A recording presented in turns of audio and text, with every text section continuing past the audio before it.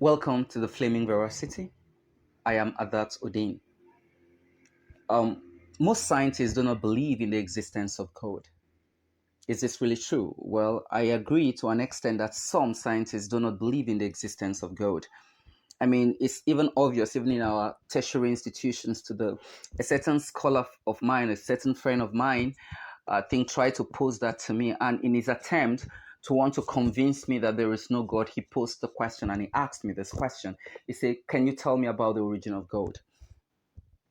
And as baseless as that question was, I answered him in a very simple way. And I told him, thank your creator that you're not like the Apple product you're holding in your arms, because the Apple product do not have the mind, the intelligence, and the spirit. And so it cannot begin to question the existence of its creator, which is Steve Jobs. And so the difference between you and the Apple product is that God did not create only the physical aspects of you, but He created the spirit and He created a soul about you. And so you can have the integrity and you have the right to question His existence. Because your argument is just like saying that the Microsoft softwares will come together, and in their discussion they'll begin to ask, where does Bill Gates, their creator, come from? Or maybe the Facebook apps will come together and begin to discuss, where does Mark Zuckerberg come from? Or maybe Tesla cars will begin to ask, where does Elon Musk come from? Or maybe even the things you have created will begin to come around and ask you, where do you come from? If you look at the biblical account in the book of Genesis, the Bible says, in the beginning, so in the beginning, God created time. The time begins when God begins time. So God is the creator of time. So time is time because God calls it time. So in the beginning, God created time. He created the heavens, the space, and He created the earth, the matter. And so if God created time and created the space and then created matter, which is the earth, then God has to be outside those elements He created in order to create them. And so you and I are barely elements of matter, only parts of the earth. And that because so we can begin to question the existence of God, and that is wrong. Because He gave us the mind, He gave us the understanding, He gave us the wisdom to do that. So if God created, or if there is a creator that created all those things, so certainly that creator is outside these elements. And so His existence cannot accurately be explained by the things He created. Of course, creation cannot explain the existence of the creator. Even the gods and goddesses in your village, even the devil himself, his existence cannot be explained by the creations, because the creator will give more explanation to what he created. I mean, these arguments are baseless. Another argument which I've seen very weak is the idea of evolution and creation, and beginning to believe that evolution, story of creation, is superior to creation, and that's wrong. Firstly, evolution is a scientific theory that seeks to explain the origin of man, and creation is a religion belief that seeks to explain the origin of man. Before I progress, science deals with physical observation. So when certain study surpasses the level of physical realm, then science can no more give explanation to it. So science basically will tell us how life or the process of life, whereas religion deals with the mystic, goes beyond the level of physical to deal with the level of mystical and spiritual aspects of life. So science tells us how creation come about, or how God created, or how life progresses. Whereas religion goes beyond the level to tell us the mystical and the spiritual aspects of man. So religion tells us that God created man, or God created the universe, whereas science tells us how the creation. I mean, it's something you can understand. Just look at the case of you can make a comparison between the two. I mean, no religion person will tell you that when an embryo is developing in its mother's womb, that God comes from heaven and fixes the arm, the leg, the mouth, and all that. But what necessarily happens is the fact that that embryo begins to develop as the cell divide enlarges and the organs begins to differentiate. And that is a scientific, a physical process created by God for the development of human. And so they are studied by the sciences.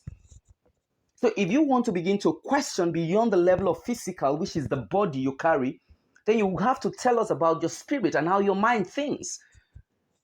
And that surpasses the level of science. So science can only tell us about the physical components of man, but science beyond that level, then there is certainly a creator that designs the mind of man and the soul of man. I mean, the dichotomy is actually created a lot of struggle between science and, between science and religion, because in this modern times, there are many professors of religion science, of religion and sciences.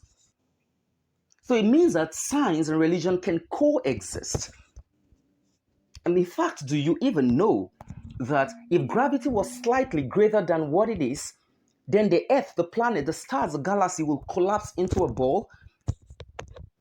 And if gravity was slightly less than what it is, then the planet, the stars, everything will fly apart. And then the universe will not be coordinated the way it is coordinated. And do you even also know that if the ratio of the electromagnetic force to the gravitational force was 1% different from 1% greater or less than its value, then there will be no life on Earth. So what's the odds that this things happens by chance? Of course, it points to the fact that, it's logical for us to come to a conclusion that there is a creator. In today's world, we talked about intelligent designer. Before I forget, intelligent design, is a school of thought or is a belief that the beauty, the complexity, and the complexity of life is done by a certain intelligent designer somewhere. And clearly, that is God. So when we begin to, in fact, the deeper you go in science, the deeper you understand science, the more you get closer to God. Because the more you realize that certain things cannot be explained physically. And so it points to the fact that there is a creator. Little wonder, Francis Bacon says, no human out of conceit or laziness should think or believe that he can search too far or be too well informed in the book of God's work or in the book of God's words. Instead, let everyone endlessly improve his understanding of both. Because it's only science fanatics that will believe that there is no God. But if you're not a science fanatics, then you will believe that there is God. And it's only the religion fanatics that believe that science is false. But if you're not a religion fanatics, you will understand that how life is what science is dealing with. But the creation of life in itself is God, and that is purely religion. And so there is God. The idea of evolution can easily even be understood by looking at what Charles Darwin said in his book, The Origin of Species by Natural Selection. Charles Darwin basically explained that environmental pressure acting through natural selection creates the advanced form of the species we have, and those processes are created by God. So the idea that God does not exist is weak, is a wrong argument, and is completely one-sided. And so, if you are a scientist, you'll come to the conclusion that the deeper you know about science, the more you realize that there is God, the creator of heaven and the earth.